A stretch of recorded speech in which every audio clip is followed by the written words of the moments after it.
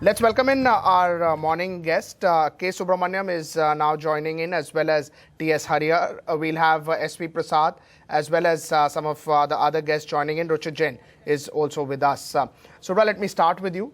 What are the picks for the day? Morning, Pankaj. To begin with, buy on Jindal Steel. I think the metal counters are now truly leading the market. Jindal Steel as in JSPL. JSPL, and I mean the second run counters are the ones which are now looking like taking the uptrend. And we already seen the likes of the Steel Authority of India. So JSPL saw some short covering on Friday.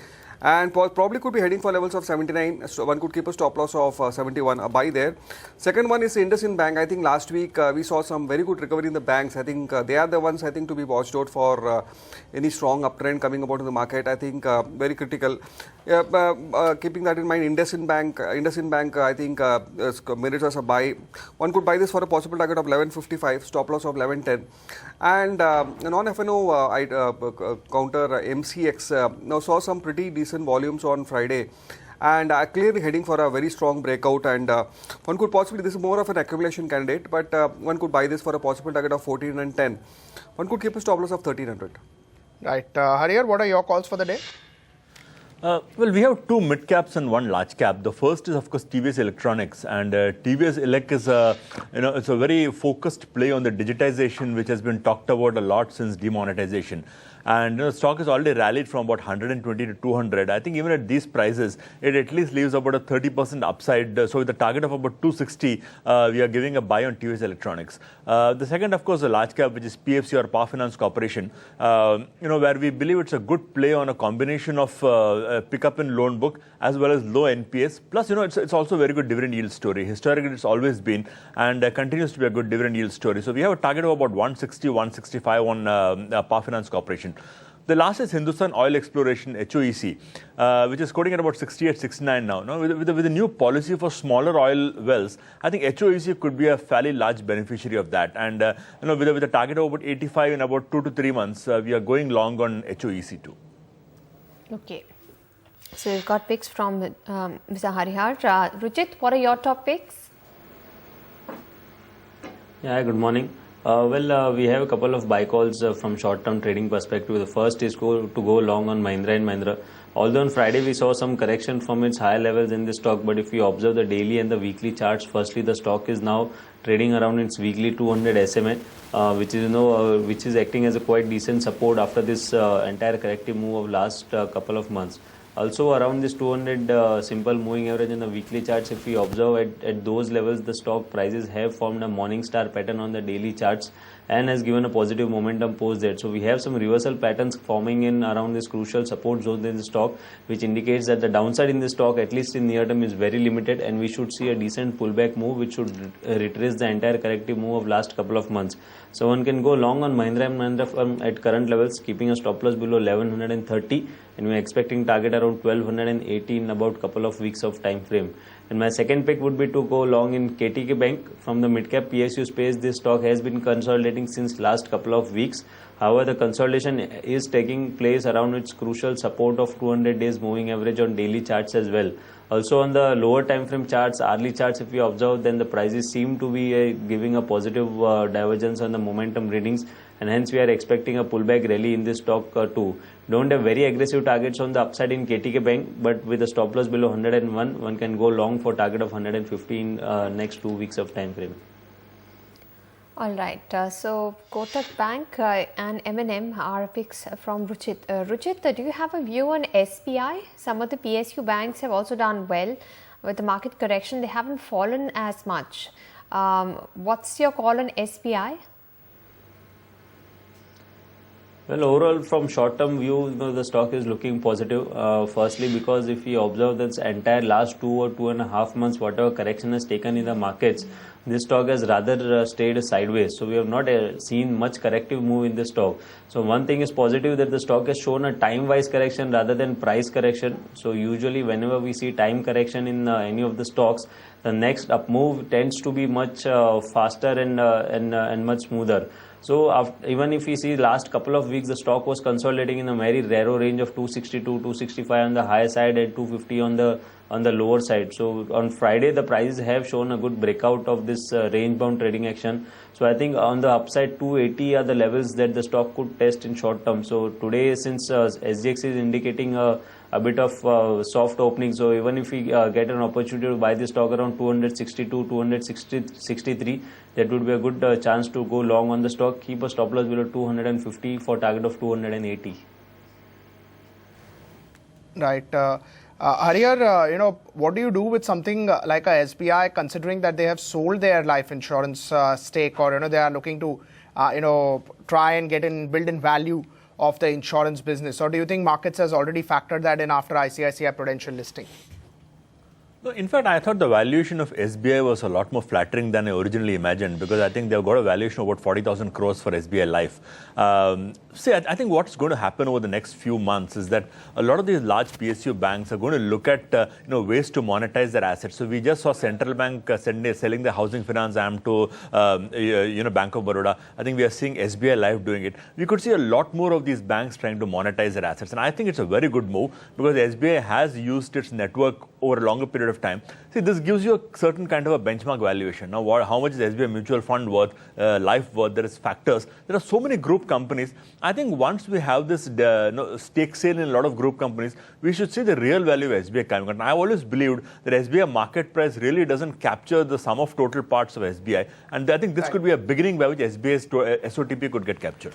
We've seen earlier about ICICI Bank, coming out, taking the value from their insurance business, trying to make extra provisioning, trying to clean up their book. Even if SBI does that, they'll have some gains because of this particular stake sale. It may not be great, maybe about 1,000 crores or about 1,700 crores on a pre-tax basis. But if they use that for extra provisioning, if they use that to clean up their books, would it be positive? They still have substantial stake in SBI Life.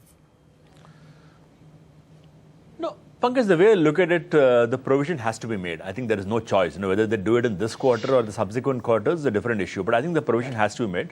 Probably 2 more quarters, SBI will take a hit, and I think there's no choice. But the good news is that eventually all this is going to get cleaned up. And once the recovery starts, I think all that is directly going to go to the bottom line of SBI. So, don't look at SBI from a very short-term trading perspective.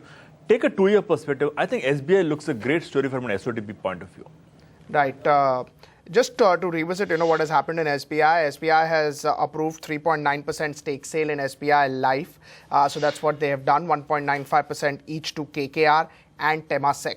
Now, it's approved at about 460 rupees a share. And as Harihar was saying that, it comes in as a surprise. The overall deal value, just on the basis of this valuation of 460 rupees a share, comes in at about almost close to 46,000 crores. So that's the listed value entity, close to about 3.5 times premium to EV by EBITDA. You look at ICICI Pru, which is now the only listed player in the life insurance business, that's about 3 times price to EV. So on the basis of that, it's about a 15 to 20% sort of a premium. And in this particular release, the management has said that they continue to look forward to list SBI Life. However, in FY18, which means about 2 years down the line, they expect SBI Life to go ahead and list. They've now just raised funds by selling 3.9% stake. So probably these funds would be sufficient for their near-term capital need. So that is something that the markets would eye out for. Apart from this, one macro data that the street would be looking for would also be the October IIP data. Now remember, it's the month of November when you saw the demonetization impact. So it's the October number. It doesn't capture in demonetization. Minus 1.9%, lower than estimates. It was expected to be a flattish 0 to about 0.5% on the positive side. September was slightly positive and August was on the negative side. In terms of sectorial breakup, manufacturing degrew by 2%, mining degrew by 1%, and electricity was on the positive side. However, as I told you that it does not capture the demonetization impact, maybe street may just wait for the November number, probably for the December number, before one takes a call, because there can be a big change to estimates, and that's why probably the street may just ignore these numbers, even though they are looking slightly weaker than estimates. All right, let's talk about individual stocks, which will be in focus on news developments. And IRB is one stock we'll be watching out for. It has emerged as the preferred bidder for a project from NHAI, and this will be IRB's third BOT project win in FY17, which is Build, Operate and Transfer. That's BOT project. This project is part of the National Highways Development Program, and the length of the project is around 90 kilometers, and the total project cost is about 1,530 crore rupees. So this is a big order win for IRB, and we'll keep a watch out for this stock. Then of course some of the other stocks to watch include Glenmark. It has launched a new drug. It is scheduled to launch Zetia in the US post December 12th, and this is a drug where Glenmark has 6 months exclusivity, and it has a 50-50 profit sharing on the drug. Total revenue estimate for Glenmark is about $400 to $500 million. Right. This will of course be an important trigger for Glenmark, and when does the launch happen? But all seems to be that the launch would happen today, so we'll wait and watch for the release from them. Two earnings that we want to focus on, one is DLF and second is NMDC. So DLF, a mixed set of quarters. Sales came in 1.5% higher at about 2,071 crores. The PAT came in at about 205 crores, a very, very flattish sort of a quarter. EBITDA 1,021. However, the big key surprise was that the debt increased. So the debt increased by about 1,000 crores to 23,140. Rental business did very well. Residential business remained challenged, so that continues to be the hurdle. I think this is the pre-open price. It's indicating a move around 1 rupee on the higher side, but it's a 100 rupee stock. It's an ignored sort of a stock, but expect volumes to be high today. NMDC, however, declared good set of numbers. However, realizations were slightly lower than estimate, but volumes were good. So the sales numbers came in at 8.4% higher, 1,700 crores. The profit numbers came in at 770 crores. EBITDA was about 825 crores. This is the absolute EBITDA that I'm talking about. For a company like NMDC, you don't look at the percentage margin because it changes quite significantly. It's very volatile. So it's better to look at the absolute number. Sales volume grew by around 25% and the blended realization fell by about 3%. On the pre-open session indicating a slightly positive start. Just about 3 to 4 minutes remaining for markets to open. Harihar, again, about DLF. Debt slightly was on the higher side than expected, but still you expect at 100, 110. Majority of the negative seems to be factored in. No, I think the one good thing DLF has done over the last few years is that it's literally focused totally on the rentals business. The residential business, we all know how it is across key markets like Mumbai, NCR and Bangalore, which are the three largest markets in India. So I think their focus has largely shifted to the rental side. The debt part, even I was a little surprised, but I think we'll have to wait for the sale of the rental business, the realization of the $2 billion is going to come in and how they use up the money. So I think we'll have to look at debt post that. But I think if that happens probably in the next 3 or 4 months and the debt is used to defray a part of that debt, I think that would be very positive as far as DLF is concerned. I agree with you, the results were flat, but I wouldn't have expected anything better than that from DLF this time. And in terms of price movement, what will be your call?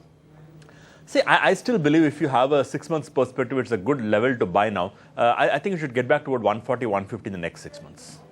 Right. Ruchit, DLF, how would you look at that name? Well, Pankaj, already the stock has seen a decent correction from the highs of 170 in the last couple of months.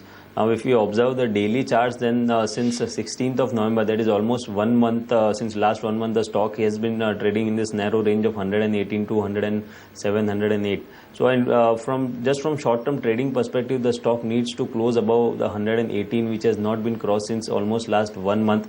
If the stock manages to give a closing above 118, I think then one can look to enter into the stock keeping stop loss below, somewhere below 113, 112, and one can expect a target of around 130, 132, which is 200-day simple moving average. So as of now, from trading perspective, would tend to avoid this stock. But yes, if the stock gives a closing above 118 levels, then definitely from trading perspective, the stock would look better.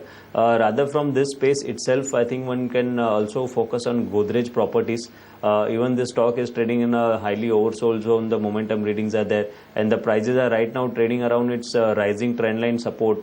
If we observe the last 12 months or 1.5 years of data, so I think a good upside momentum in case if real estate sector has to show from current levels, then Godrej Properties could be the one stock which could show quite decent movement. On the higher side, the stock can again retest levels around 320, 325.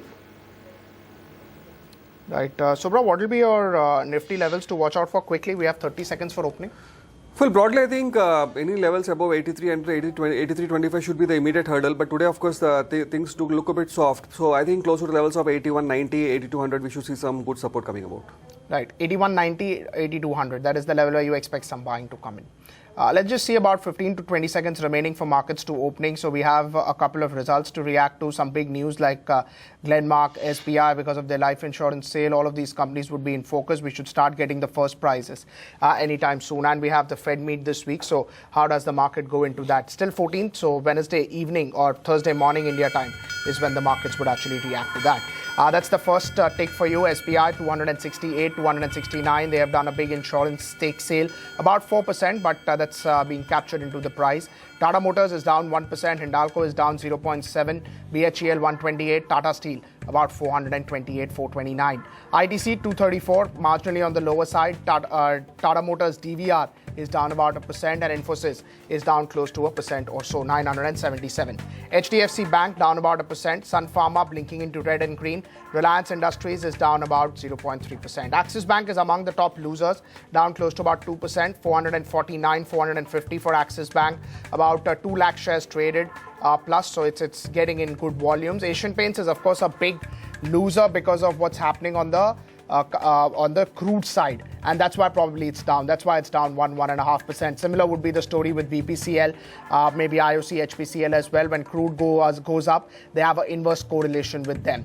Infosys is down 1.6. Some comments coming in overnight about the H1B visa. So maybe that's why all of these large cap IT stocks are reacting to that. HCL Tech is down close to about 0.9.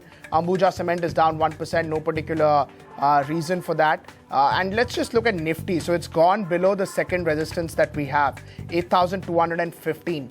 So it's gone below the second resistance level. Now it'll try and test the third one. ONGC is right now the top gainer. Remember, it's one of the names that benefits from crude oil prices going up. That's why maybe it's up about 2%. Let's just pull up Kane as well. Probably that should also benefit because of that. SBI is 1 to 2 rupees higher, but it's marginal sort of gains. Kane is up about 0.4%. Don't forget that Kane now represents Vedanta. So that's why it's not only crude and crude related products that it has. It also represents some of the other businesses as well.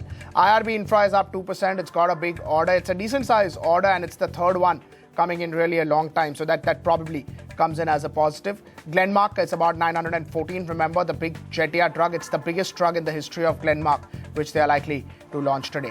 DLF, that's a results impact, about 114, 114.3. I think the opening was around the 116 mark, but it's on the flatter side. NMDC opened in the green and continues to be the case. It's up about 0.8 odd percent. Broadly flat for NMDC. Anisha, any volume movers that you can pick up? Well, today the breadth of the market is not looking very good. Large number of stocks are correcting as opposed to those that are going up. We are seeing some profit taking in Sun TV. It's down 2.5%. HPCL is down 2.5%. You mentioned Infosys, now it's down 2%. Axis Bank is weak with the cuts of 1.5%. Steel Authority of India is down 1%. Ashok Leyland is down 1%. Amongst the stocks gaining, we're seeing a big jump in Volta. That's up 6%. Then we've got the new listing, which just listed a day earlier. Sheela Foam is up 6%. We've got Aban Offshore up 4%. So Hindustan Oil Exploration up 3.5%. So some of these oil and gas, smaller exploration companies are seeing a renewed action. IRB Infra is up 2.5%. Mercator is up 2%. ONGC is up 2%. And MRPL is up about 1%. So again, we're seeing some of the oil exploration stocks are doing well. Let's go back to our guests. Ruchit, what's your view on ONGC? This stock has also done well. Do you think there's room for more? Yeah, overall, if we see the moving averages, then I'm still pointing that some sort of positive momentum could continue. Even the momentum readings at current levels does not seem much in the very highly overbought zone. So I think good upside could still be seen in the stock. 318, 319 would be the first resistance, and once that is crossed, then the stock could head higher up to 333. So probably one should still stay with positive bias in this trade, and once 318 and 333 would be the two target areas for the stock. Right. Mr. Harihar, some of these IT stocks are losing a lot of ground today.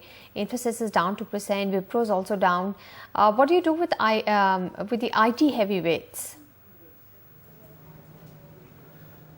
See, I think the negative cues we are getting is more because of some uncertainty over the US visa issue that was cropped up yesterday. I know there seem to be a lot of, I would say, diverse statements coming out from Donald Trump much before he has taken over as the President of the United States. So I think that is an uncertainty we've got to live with. What is going to eventually happen, we'll probably know in the next 1 or 2 months, but I don't think I would give too much credence to that. As far as I'm concerned, the big positive is that the rupee is weakening.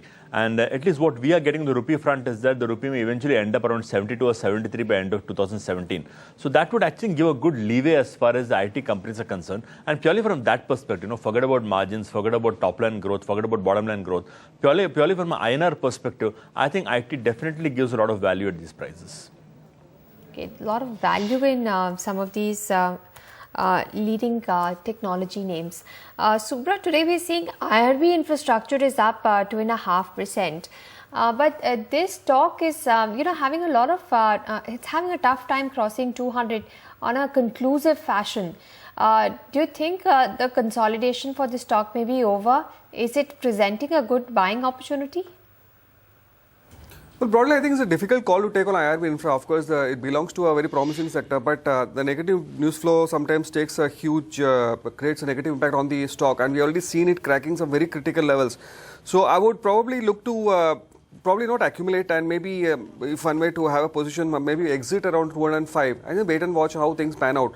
Currently, the pattern doesn't seem to be indicate any strong uptrend as such. Right. Just wanted to highlight Sheela Foams, the listing that Anisha just mentioned, and she mentioned that it is up quite significantly. It's actually gone into the red. So it's almost about 60 rupees. Okay, now it's below the 1,000 level mark as well. It's about 60 rupees lower, or 65 rupees now lower than what it was earlier trading at. So looking in, after probably hitting a high of 1,164, you're seeing this sort of a move coming in. And again, you can see, 5 to 6 rupees movement, that what you're seeing right now. Harihar, what do you do with Sheela Foams? Have you looked at the company? Great companies, but after the big move that we saw on Friday, very expensive as well? Pankaj, unfortunately, between the time the IPO was conceived and the IPO was executed, I think a big thing changed, that was demonetization. And when that happened, I think the whole, what I call the investor perception in terms of consumer stocks have changed. And Sheela Foam at the end of the day is a consumer stock, It was basically playing on consumer demand, domestic demand, people spending more on comfortable mattresses, etc., etc. I think what has happened is that has changed. Now, once that has changed, I think the whole aura that was built around Sheela Foam, while earnings are good, I've seen the earnings, they're definitely good. I think the valuation is probably not justified at these prices. So I think that the pricing is a little bubble-based pricing, and we should actually see the stock coming under more pressure in the days to come. Right. And, as you pointed out, that demonetization has happened, other consumer names have cracked. So there are better opportunities as well, even if you would not buy this at this valuation. Absolutely. My favorite continues to be those tile companies, the sanitary ware companies, like you have the Cera sanitary ware. Now, these people have been growing consistently over the last, I would say, 16 or 18 quarters. They have got the performance on the table. Prices may have gone up quite a bit, but I think even then I would find a lot more comfort in these names than in these names like Sheela Foam at these prices. Right. Subra, what do you do with the Glenmark? There is a big launch today, but you look at the technical and the F&O side, so you will not be much worried about that. How do you look at Glenmark? Well, broadly, it's been more of a range. Of course, very difficult to take a call again on this, and I think broadly again closer to levels of 940, we will have some sort of profit taking coming about, and it's the comforting levels that it's trading above the 200 EMA. So among the pharma pack, probably one of the better stocks. So probably for the time being, we need some news flow which will take a strong breakout past 975. But for the time being, I think 945 should be the level to watch out, where we could see some profiting coming about. Right. What do you do with some of the other pharma names? Do you think it's a hiding space in such a market where you're not very sure what will happen, Subra? I think it's very difficult to take a call again on likes of the bellwether stocks, Sun Pharma, Lupin, where we have had this spate of negative news flow which somehow suppresses the stocks. So again, one has to again fall back on stocks like something like Biocon, which has shown some steady uptrend. Syngene has also shown some steady uptrend. I think among the non-F&O space, I think something like a Dishman Pharma, that has also been one strong counter which I think the investors have preferred. So probably the valuations are coming to some very attractive levels, particularly likes of Lupin and Sun Pharma. But I think the news flow, probably the negative news flow has to subside. Then probably we'll have some very strong buying coming out in most of these counters. Right. Harihar, I know you answered about the technology pack, but I just wanted to understand that at what level they become buys. At what PE would you be comfortable to buy large cap technology names? No, I think most of the leading IT companies, be it an Infosys or a TCS, in the range of about, I think, 15 to 18, most of them to me are looking fairly good. So I would probably not worry too much about the valuations. I would believe that at current prices, just look at it in price terms. An Infosys has corrected about 220 rupees from the peak. A TCS has corrected about 500 rupees. I think all these companies to me look quite attractive. And these are solid companies, great bases. I agree, growth is probably slowing down a little bit, as Gartner says. But I would still believe that these prices, if you have a long-term perspective, they're great stocks to buy. Right. So you would start to buy them in a staggered manner now, or just wait for the new president in US to try and put out something. Probably that day they can make a bottom, or when markets is fearing something very negative would come. It may not be as negative as what the street is now worried about. No, I think at the end of the day, there is only so much that Trump can make a difference. Because ultimately, these are solid companies doing actual good job. They're helping the Americans more than anybody else. So I don't think there is a great difference. Sentimentally, yes, I do believe that any announcement from Trump could make a sentimental difference. But fundamentally, I think if you are a serious long-term buyer, it is time to start buying. You may probably get it 100 rupees lower or 50 rupees lower. But if you're a serious buyer, start buying in a phased manner. Right. And also, when you look at any of these companies, they are great businesses. They've time and again proven themselves. And right now, the expectations are very low. And as you said, the fear of what will happen into US is also something which is keeping them subdued. Yeah, absolutely. I think a lot too much has been built into that, what difference Trump could make, because I don't think that is very relevant from a long-term perspective. Sentimentally, yes, but I think there is too much of fear that has got built into the stocks, and I don't probably accept that an IT stock like Infosys or TCS should quote at such reasonable low valuations. So I think once things get back on stream, once growth picks up, I think all these things should change and things should get back to more reasonable valuations. Right. Ruchit, in terms of auto stocks, there has been a different opinion coming in from fundamentals that auto would slow, auto would not slow. Can you just tell us about the top three names, maybe Maruti, maybe a Tata Motors, maybe a M&M? What's happening on the auto pack? Yeah, on the auto pack, price-wise, if we look at the price structure, then definitely M&M would be the first pick over here at current levels. We've already discussed earlier that the stock is now trading around its very long-term support zone, and also we have seen some sort of reversal patterns forming in around the support.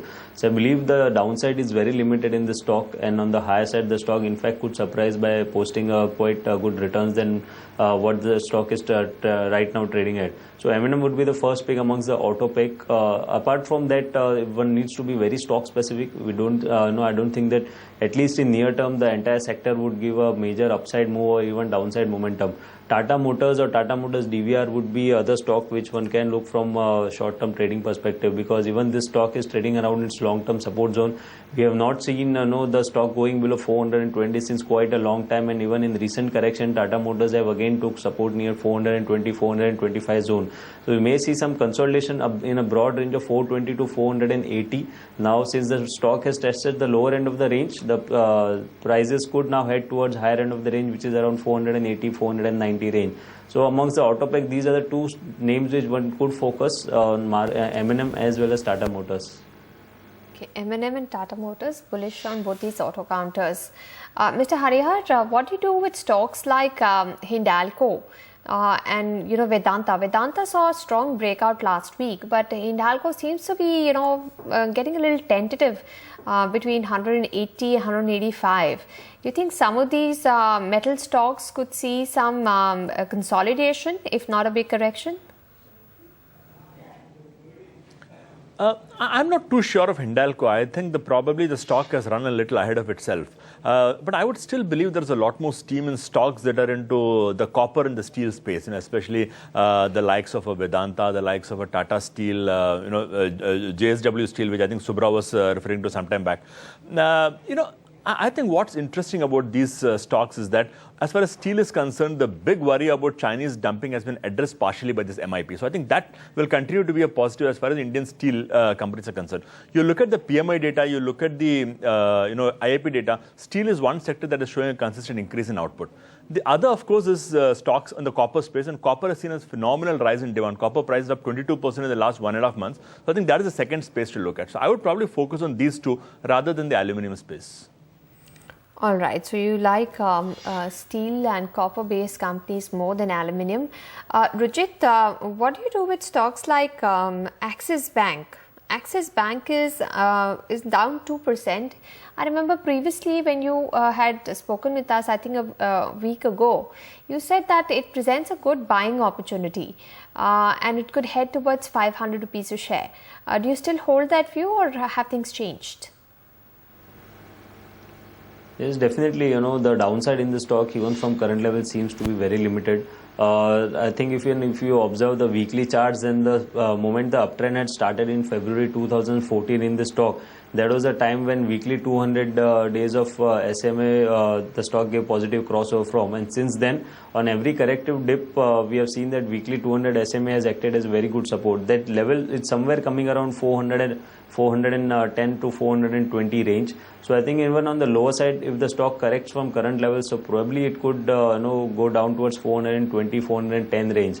What we were expecting that the stock would hold around this recent lows of 450, 455, but the stock has not took support at those levels. So in near term, the stock although might correct further from current levels up to 420, but I don't think there would be significant downside from those levels. So in case the stock comes again to 420, 410 range, I think that now would be a buying opportunity in the stock. All right. Subra, on the F&O side, what kind of build-up are you seeing in some of these, high beta stocks, be it Unitech, JP Associates, some of these real estate companies, even Indiabulls Real Estate for that sake, that have moved up well in this most recent rally?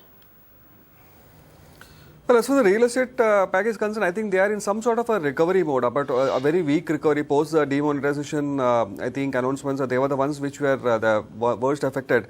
So some sort of a weak recovery coming about. So current juncture, not much to look into much of this. Yes, Indiabulls Real Estate has been one revelation which has seen some very decent bounce back.